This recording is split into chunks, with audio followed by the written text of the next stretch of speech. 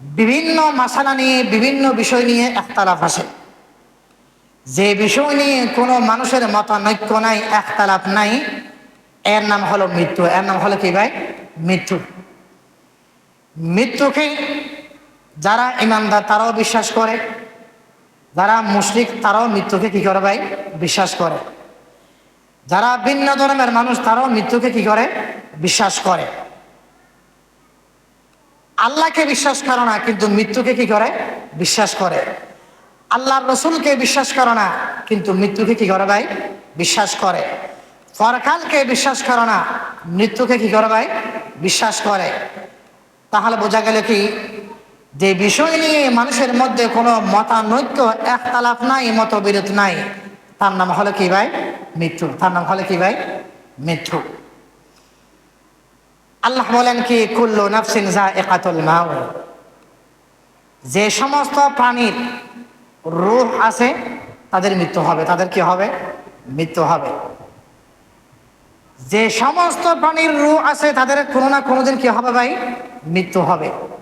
সুম্মা ইলাইনা তুরজাউন, আল্লাহ বলেন কি, হে দুনিয়ার মানুষ, তোমাদের মৃত্যু হবে, আবার তোমাদেরকে আমার দিকে ফিরে আসতে হবে। আমার দিকে ফিরে আসতে হবে। তার অর্থই হলো, মায়ের পেট থেকে নিয়ে মৃত্যুর আগ পর্যন্ত 60 বছরের হায়াত, 50 বছরের হায়াত, সর্বোচ্চ 100 বছরের হায়াত, এই হায়াতটুকু আপনার কাছে আমানত। যে ব্যক্তি আল্লাহর হুকুম আহকাম মেনেই নিজেকে আল্লাহর রাহের মধ্যে খরচ করবে, অবশ্যই তার মৃত্যুটাকে আল্লাহ তাআলা সহজ করে দিবেন। সুবহানাল্লাহ, সুবহানাল্লাহ, সুবহানাল্লাহ। কুল্লু নাফসিন যায়িকাতুল মাউত ওয়া ইন্নামা তুওয়াফাউনা উজুরাকুম ইয়াওমাল কিয়ামা, আল্লাহ বলেন প্রতিটি মানুষের মৃত্যু হবে। মৃত্যু হওয়ার পর মানুষের জীবন শেষ নয়। মৃত্যু হওয়া মানে মানুষের জীবন কি নয়? শেষ নয়, বরংস কঠিন অবস্থাগুলো দাফে দাফে কি ভাই? আসতেছে। কবরের মঞ্জিল, এটিও কঠিন একটি মঞ্জিল। হাসরের মঞ্জিল, এটিও কঠিন একটি মঞ্জিল। ফুলসিরাতের মঞ্জিল, এটিও একটি কি ভাই? কঠিন মঞ্জিল। মৃত্যুর পর থেকে নিয়ে মানুষের কঠিনতম কঠিন অবস্থা কি হয়? শুরু হয়। আল্লাহ বলেন কি, কুল্লু নাফসিন যায়িকাতুল মাউত ওয়া ইন্নামা তুওয়াফাউনা উজুরাকুম ইয়াওমাল কিয়ামা, হে দুনিয়ার মানুষ, মৃত্যুর পর প্রতিটি ব্যক্তিকে আল্লাহ তাআলা তার হায়াতের জিন্দেগির আমল যদি সুন্দর হয়, আল্লাহ তাআলা তাকে পুরস্কৃত করবেন। সুবহানাল্লাহ, সুবহানাল্লাহ। প্রকান্তরে তার হায়াতের জিন্দেগির আমল যদি সুন্দর না হয়, আল্লাহ তাআলা তাকে তিরস্কৃত করবেন। পাশাপাশি তার জন্য আল্লাহ তাআলা জাহান্নামের ফায়সালা করবেন। নাউযুবিল্লাহি মিন যালিক। এজন্য ভাই, মৃত্যু নিয়ে কোনো মানুষের মতানৈক্য নাই, কিন্তু মৃত্যু নিয়ে মানুষের ভিতরে কি আছে? অবহেলা আছে। কি আছে ভাই? অবহেলা আছে। কোনো মানুষ এই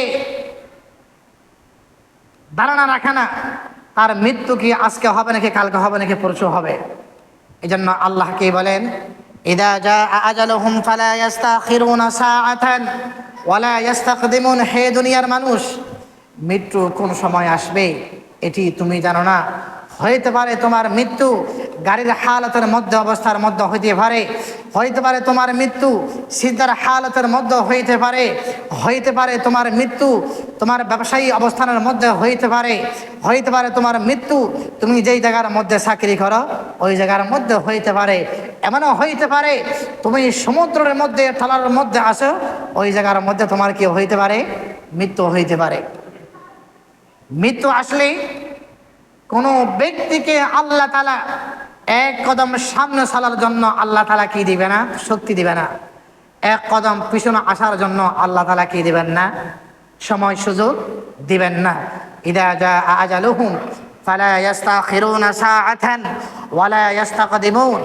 এই জন্য আল্লাহ বলেন কি, হে দুনিয়ার মানুষ, তোমরা মৃত্যুর প্রস্তুতি গ্রহণ করো। মৃত্যুর প্রস্তুতি গ্রহণ করো। আল কাইয়িসু মান দানা নাফসাহু ওয়া আমিলা লিমা বা'দাল মাউত।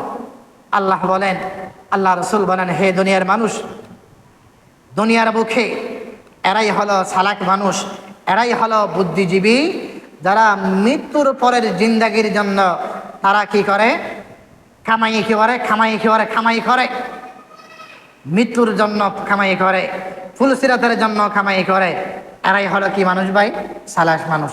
আল-কাইয়্যিসু মান দানা নাফসাহু ওয়া আমিলা লিমা বা'দাল মাউত ওয়াল আজিজু মান আতবা'a নাফসাহু হাওয়াহা ওয়া তামান্না আলাল্লাহ।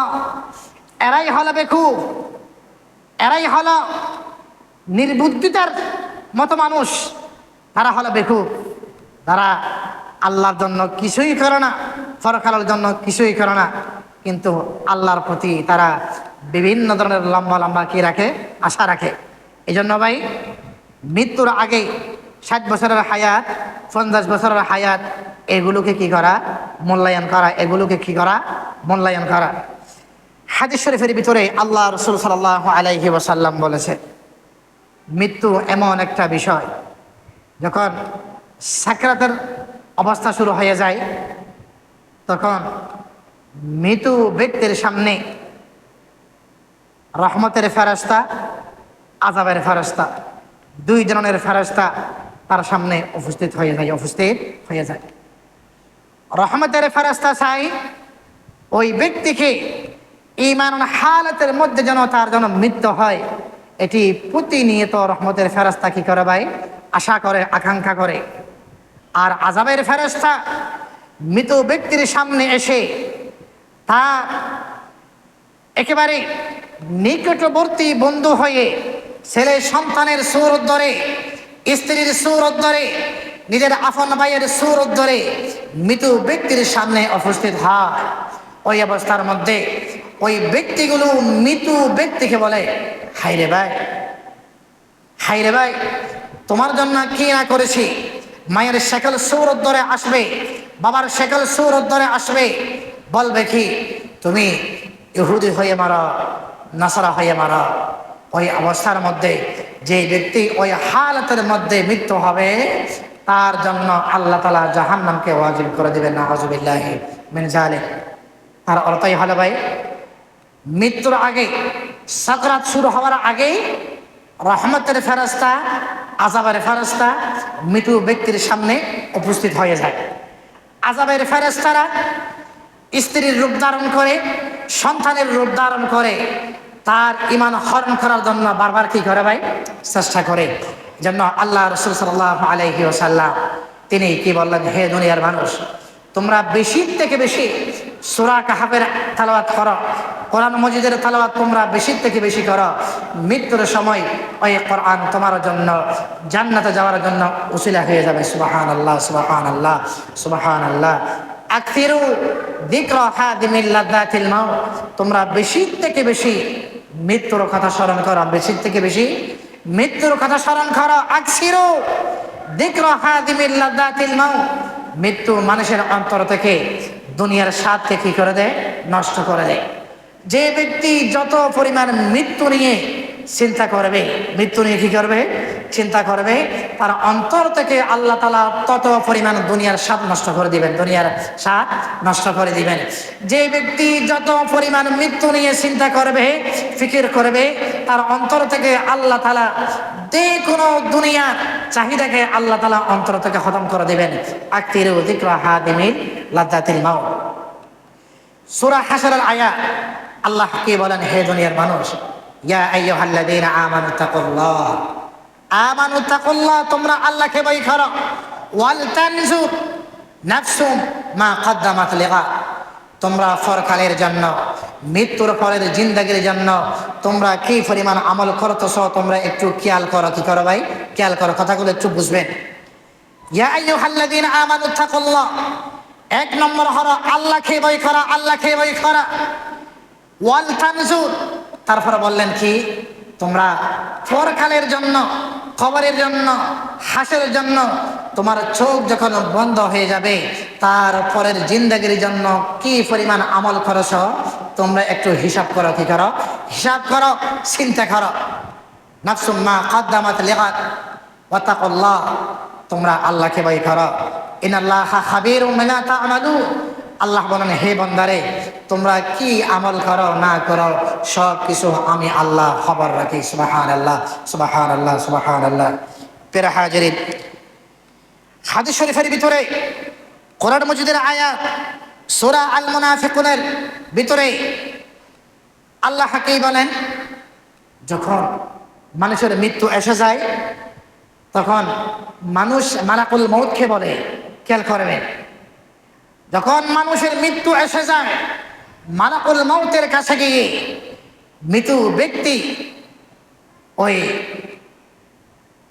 আজরাইল ফেরেশতাকে বলে কি, হে আজরাইল ভাই, ওয়া আনফিকু মিম্মা রাযাকনাকুম মিন ক্বাবলি আন ইয়াতিয়া আহাদাকুমুল মাউত, আমাকে একটু সময় দাও, আমাকে 2 মিনিট সময় দাও, 5 মিনিট সময় দাও, একটু সময় দাও, আমি যেন পরকালের জন্য কিছু আমল যেন করতে পারি, আমাকে একটু সুযোগ দাও, একটু কি দাও, সুযোগ দাও।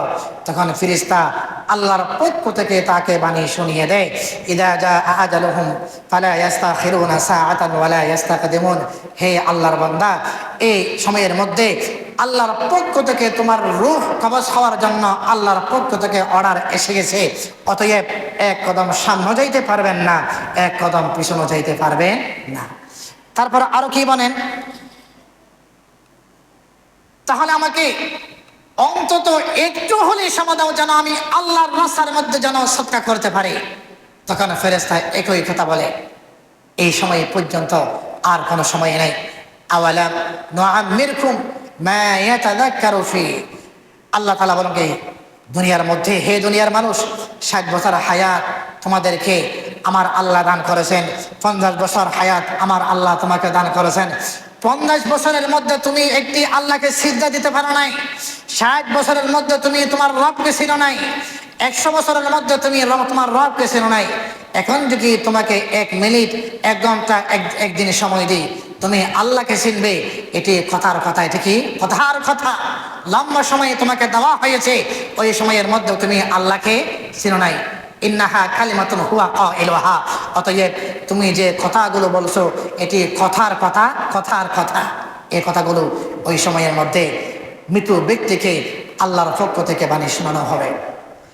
হাদিস শরীফের ভিতরে আল্লাহ রাসূল সাল্লাল্লাহু আলাইহি ওয়াসাল্লাম বলেছেন কি, আদ-দুনিয়া সিজনুল মুমিনি ওয়া জান্নাতুল কাফির, পুরা দুনিয়াটা হলো, একটু খেয়াল করি ভাই, পুরা দুনিয়াটা হলো মুসলমানের জন্য হলো জিয়ালখানা। কি খানা ভাই?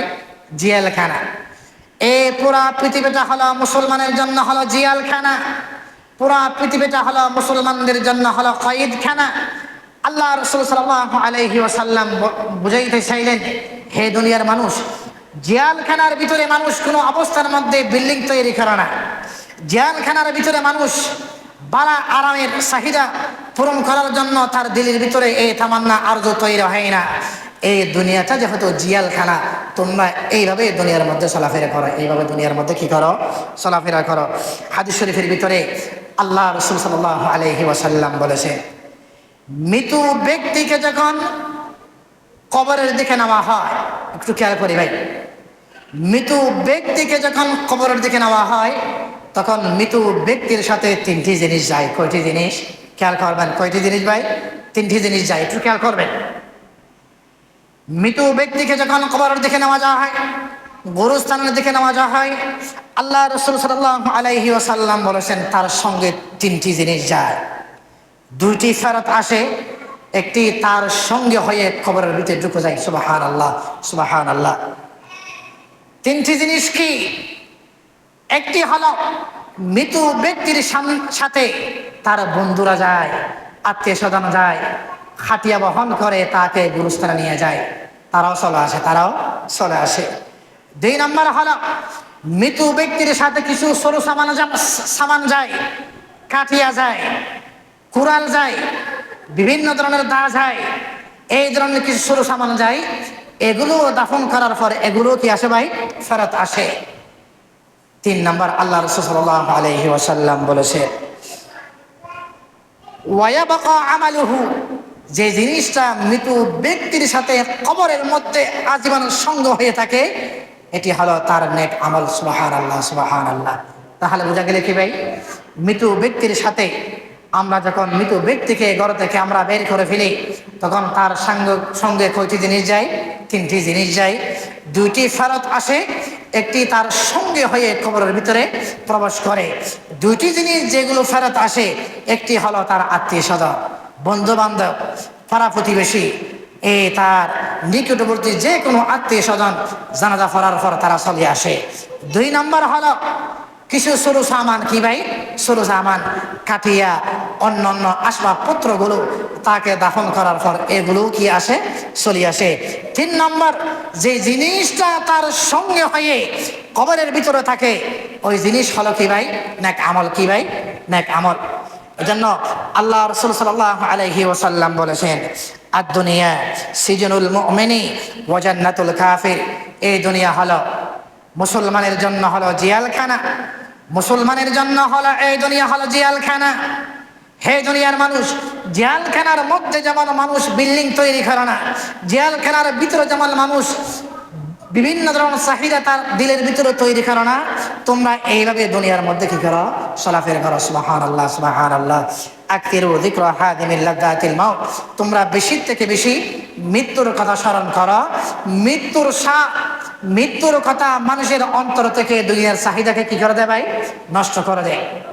এখন আসুন, মৃত্যুর আগে কিছু করণীয়, মৃত্যুর পর কিছু করণীয় একটু খেয়াল করি ভাই।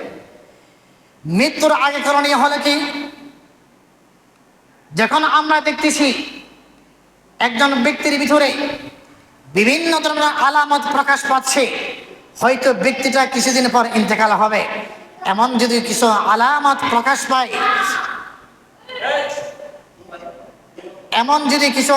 প্রকাশ পায়, আল্লাহ রাসূল সাল্লাল্লাহু আলাইহি ওয়াসাল্লাম বলেছেন, ওই ব্যক্তির পাশে তোমরা প্রতিনিয়ত সূরা ইয়াসিন তেলাওয়াত করো। কি ভাই? সূরা ইয়াসিন তেলাওয়াত করো। সূরা ইয়াসিনের কারণে, তেলাওয়াতের কারণে মৃত ব্যক্তির জান যখন বের হয়ে যায়, তখন সহজভাবে তার জানটা বের হয়। সুবহানাল্লাহ, সুবহানাল্লাহ। হাদিস শরীফের ভিতরে আল্লাহ রাসূল সাল্লাল্লাহু আলাইহি ওয়াসাল্লাম বলেছেন, হে দুনিয়ার মানুষ, লাকিনু মাউতাকুম লা ইলাহা ইল্লাল্লাহ। যে ব্যক্তি একটু পর তার মৃত্যু হবে, তোমরা তার কানে গিয়ে কি বলো? লাকিনু মাউতাকুম লা ইলাহা ইল্লাল্লাহ, লা ইলাহা ইল্লাল্লাহ মুহাম্মাদুর রাসূলুল্লাহ, লা ইলাহা ইল্লাল্লাহ মুহাম্মাদুর রাসূলুল্লাহ, লা ইলাহা ইল্লাল্লাহ মুহাম্মাদুর রাসূলুল্লাহ। তোমরা তাকে কালিমার তালকিন দাও। কিসের তালকিন ভাই? ভাই একটু খেয়াল করি, আপনাদের অমনোযোগের কারণে আমার জেহান নষ্ট হয়ে যাচ্ছে ভাই। তাহলে মৃত ব্যক্তির আগে আমরা দেখতেছি ওই ব্যক্তির মৃত্যু হবে, তখন ওই অবস্থার মধ্যে তার ফাঁসে কি করা ভাই? সূরা ইয়াসিন তেলাওয়াত করা। কি ভাই? সূরা ইয়াসিন তেলাওয়াত করা। সূরা ইয়াসিনের কারণে তার মৃত্যুটা সহজ হয়, তার মৃত্যুর কি হবে? সহজ হয়। এটি হলো 1 নম্বর আমল। এর আগে আমল হলো তাকে পাক সাফ পরিষ্কার করে, কি ভাই? পাক সাফ পরিষ্কার করে তার শরীরকে পবিত্র রাখা। কি রাখা? পবিত্র রাখা।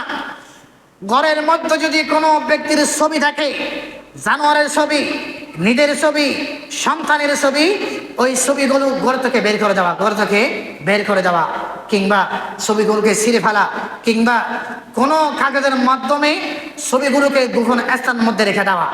হাদিস শরীফের ভিতরে আছে, যে ঘরের মধ্যে কোনো জন্তুর, কোনো মানুষের ছবি থাকবে, ওই ঘরের মধ্যে আল্লাহর রহমতের ফেরেশতা প্রবেশ করবে না। যে ঘরের মধ্যে কি থাকবে ভাই?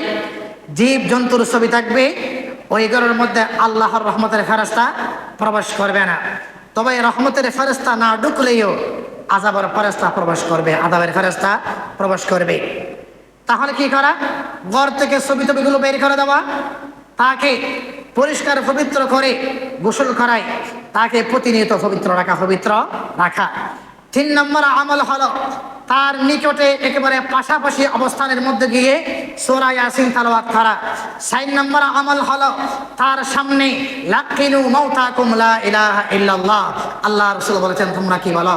লা ইলাহা ইল্লাল্লাহ, লা ইলাহা ইল্লাল্লাহ, লা ইলাহা ইল্লাল্লাহ। এইভাবে তোমরা তাকে কালিমার তালকিন দাও। কালিমার কি দাও? তালকিন দাও। 5 নম্বর হলো তাকে কালিমা তালকিন দেওয়ার ব্যাপারে, কলমা পড়ার ব্যাপারে তাকে জবরদস্তি করবে না। এই কথা বলবে না, হে ভাই আপনি কলমা পড়ুন, কি পড়ুন? কলমা পড়ুন। এই কথা আপনি বলবেন না। আপনার কাজ হলো তার সামনে জিকিরের আওয়াজ চালু রাখা, তার জেহান মেধা শক্তি যদি ভালো হয়, তার ইমানের শক্তি যদি ভালো হয়, তার ইমানের শক্তি দিয়ে তার মুখ দিয়ে অটোমেটিক উচ্চারিত হয়ে যাবে কি লা ইলাহা ইল্লাল্লাহ, লা ইলাহা ইল্লাল্লাহ। তাহলে বোঝা গেলে কি ভাই, কিয়ামত মৃত্যুর আগে ঘর থেকে প্রতিনিয়ত যে কোনো মুহূর্তের মধ্যে ঘরের মধ্যে ছবি না রাখা। 2 নম্বর আমল হলো তাকে পবিত্র রাখা। কি রাখা ভাই? পবিত্র রাখা। 3 নম্বর আমল হলো তার পাশে সূরা ইয়াসিনের তেলাওয়াত করা। 4 নম্বর আমল হলো তার সামনে লা ইলাহা ইল্লাল্লাহ কি দেওয়া, তালকিন দেওয়া। 5 নম্বর আমল হলো যে ব্যক্তি এই অসুস্থ ব্যক্তিকে দেখতে যাবে, সেই ব্যক্তি যেন তার ডান হাতকে তার মাথার উপর রেখে, দেখেন যে কোনো অসুস্থ ব্যক্তিকে দেখতে গেলে আপনি আপনার হাতকে রোগীর অসুস্থ ব্যক্তির মাথার মধ্যে রেখে আপনি বলবেন কি লা বা'সা তাহুরুন ইনশাআল্লাহ। তাকে অভয় বাণী দেওয়া, তার সামনে কিছু জিকির আজকার করা, জিকির আজকার করা। এখন কথা হইল, যদি একটু পর তার ইন্তেকাল হয়ে যায়, মত এসে যায়, কি মত এসে যায়, তাহলে কিছু করণীয়। মৃত্যুর আগে কিছু করণীয়, মৃত্যুর পরে কিছু করণীয়। মৃত্যুর পরে করণীয় হলো, যদি ওই ব্যক্তি যদি ওই হালাতের মধ্যে তার মৃত্যু হয়, হাদিস শরীফের ভিতরে আল্লাহ রাসূল সাল্লাল্লাহু আলাইহি ওয়াসাল্লাম বলেছে 1 নম্বর আমল হলো তাকে দ্রুত গোসলের ব্যবস্থা করো। কিসের ব্যবস্থা ভাই? গোসলের ব্যবস্থা। যে স্থানের মধ্যে মৃত ব্যক্তি মারা গেছে ওই জায়গার মধ্যে তাড়াহুড়া করে কোরআন তেলাওয়াত করা, এটি কোনো অবস্থাতেই ঠিক হবে না। কি হবে না? ঠিক হবে না। আগে মৃত ব্যক্তিকে কি দিতে হবে? গোসল দিতে হবে, গোসল দিতে হবে। আর ভাই, আপনার শরীর থেকে একটু বায়ু বের হলে, হালকা একটু বায়ু বের হলে আপনার উযু ভেঙে যায়, উযু ভেঙে যায়। আর আপনার শরীর থেকে একটি জান বের হয়ে যাবে, আপনি পবিত্র থাকবেন, এটি কাশিন কালো কোনো অবস্থাতে কি নয়, সম্ভব নয়। এই জন্য কোরআন তেলাওয়াত তখনই করবেন যখন তাকে পবিত্র রাখা হবে। তাহলে মৃত্যুর পরে 1 নম্বর আমল হলো তাকে গোসল দেওয়া। কি দেওয়া ভাই? গোসল দেওয়া। বলেন কি দেওয়া ভাই? গোসল দেওয়া। হাদিস শরীফের ভিতরে আছে। এখন গোসল দিতে গিয়ে আমরা অনেকেই কি করি, হাদিস শরীফের ভিতরে আছে মৃত ব্যক্তিকে রেখে তার জন্য একটু গরম পানির ব্যবস্থা করবে। কিসের পানি? গরম পানির ব্যবস্থা করবে। গরম পানির মধ্যে বড়ই ফাতা দেবে। আসলে বড়ই ফাতা দেওয়ার কারণ হলো, বড়ই ফাতার ভিতরে এমন কিছু গুণ আছে যেগুলো মানুষের শরীর থেকে ময়লা দূর করে। কি করে ভাই? ময়লা দূর করে। এই জন্য বড়ই ফাতা দেওয়ার কথা বলা হয়েছে। তারপর মৃত ব্যক্তিকে যে জায়গার মধ্যে গোসল দেওয়া হবে ওই খাটিয়ার উপর কিছু সুগন্ধি জাতীয় জিনিস আগরবাতি দিয়ে এভাবে কি করা, লাড়াছাড়া করা। কি ভাই? লাড়াছাড়া করা, যেন একটু কি আসে, গ্রান আসে। যেন কি আসে ভাই? গ্রান আসে। খাটিয়াকে পরিষ্কার পরিচ্ছন্নভাবে খাটিয়া কি করা, পরিষ্কার রাখা। তারপর মৃত ব্যক্তিকে ওই জায়গার মধ্যে আনা। কোন জায়গার মধ্যে? যে জায়গার মধ্যে গোসল দেওয়া হবে ওই জায়গার মধ্যে মৃত ব্যক্তিকে আনা। সবচেয়ে উত্তম হলো মৃত ব্যক্তির নিকটবর্তী আত্মীয় স্বজন তাকে গোসল দেওয়া। এটি হলো মুস্তাহাব। এটি হলো কি ভাই? মুস্তাহাব। খেয়াল করবে, মৃত ব্যক্তির নিকটবর্তী আত্মীয় স্বজন গোসল দেওয়া, এটি হলো কি ভাই? মুস্তাহাব। তার সন্তান হইতে পারে, তার সন্তান আলেম হলে এই সন্তান হইতে পারে। যত নিকটবর্তী মানুষ হয় ওই ব্যক্তি গোসল কাদের মধ্যে শরীর থাকা, এটি হলো কি ভাই? মুস্তাহাব। হাদিস শরীফের ভিতরে আল্লাহ রাসূল সাল্লাল্লাহু আলাইহি ওয়াসাল্লাম বলেছেন, যে সমস্ত ব্যক্তিরা মৃত ব্যক্তিকে গোসল দিবে আল্লাহ তাআলা তার জীবনী থেকে তার জীবনের সমস্ত গুনাহগুলোকে ক্ষমা করে দিবেন। সুবহানাল্লাহ। কি আমল দেখেন হায়রে ভাই। হাদিস শরীফের ভিতরে আল্লাহ রাসূল বলেছেন কি, যারা মৃত ব্যক্তিকে গোসল দিবে তার অর্থই হলো মৃত ব্যক্তির শরীর থেকে নাফাকি দূর করে দিবে, ময়লা দূর করে দিবে। ওই ময়লাগুলো দূর হওয়ার সাথে সাথে তার জীবনী থেকেও আল্লাহ তাআলা তার আমলনামা থেকে গুনাহগুলোকে দূর করে দিবেন। সুবহানাল্লাহ, সুবহানাল্লাহ, সুবহানাল্লাহ। এটি হলো 1 নম্বরের ফায়দা। 2 নম্বর হলো মৃত ব্যক্তিকে গোসল দেওয়ার কারণে নিজের ভিতরে এক ধরনের আখিরাতের চিন্তা চেতনা শুরু হয়। হায়রে, আমার তো কি হবে? মৃত্যু হবে। আমি তো ওই অবস্থার মধ্যে আমার এই হালত হইতে পারে। কাজেই তার ভিতরে চিন্তা সাধনা কি হবে, তৈরি হবে। মৃত ব্যক্তিকে যারা কাফন পরিধান করাবে, হাদিস শরীফের ভিতরে আল্লাহ রাসূল সাল্লাল্লাহু আলাইহি ওয়াসাল্লাম বলেছেন, যারা মৃত ব্যক্তিকে পবিত্র কাপড় পরিধান করাবে, আল্লাহ তাআলা তাদেরকে বেহেশতের কাপড় পরিধান করাবেন। সুবহানাল্লাহ, সুবহানাল্লাহ। এই জন্য ভাই, মৃত ব্যক্তির গোসল কাজের মধ্যে কি রাখা, সহযোগিতা করা। মৃত ব্যক্তির কাফনের কাজের মধ্যে কি করা, সহযোগিতা করা। তারপরে হলো কি, মৃত ব্যক্তিকে ঘরে আনার পর আপনি চাইলে কোরআন তেলাওয়াত করতে পারেন। সবচেয়ে উত্তম পদ্ধতি হলো কোরআন তেলাওয়াত মৃত ব্যক্তির নিকটে না করে একটু দূরে করা। কারণ বিভিন্ন জায়গা থেকে মানুষ দেখতে আসে, কি আসে ভাই, দেখতে আসে। কিছু কথাবার্তা হইতে পারে, আপনার তেলাওয়াতের ভিতরে কি হইতে পারে, অসুবিধা হইতে পারে, অথবা তাদের কারণে আপনার অসুবিধা হইতে পারে। বিভিন্ন ধরনের মানুষ আপনাকে দেখতে আসতে পারে, মৃত ব্যক্তিকে দেখতে আসতে পারে। এই জন্য কোরআন তেলাওয়াত একটু আড়ালে করা।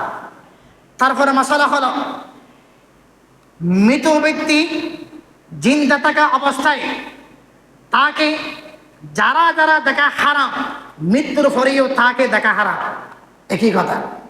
অর্থাৎ জান থাকা অবস্থায় তার জন্য যে সমস্ত মহিলাদের সাথে সাক্ষাৎ করা হারাম, ওই ব্যক্তি মারা গেলেও তারা এসে তাকে দেখা, এটা হারাম, একই মাসালা। মৃত্যুর আগে আপনার জন্য যাদের সাথে সাক্ষাৎ করা হারাম ছিল, মৃত্যুর পরেও তারা আপনাকে দেখা তাদের জন্য হারাম। এটা হলো মাসালা। এটা হলো কি ভাই, মাসালা। তারপরে হলো কি ভাই,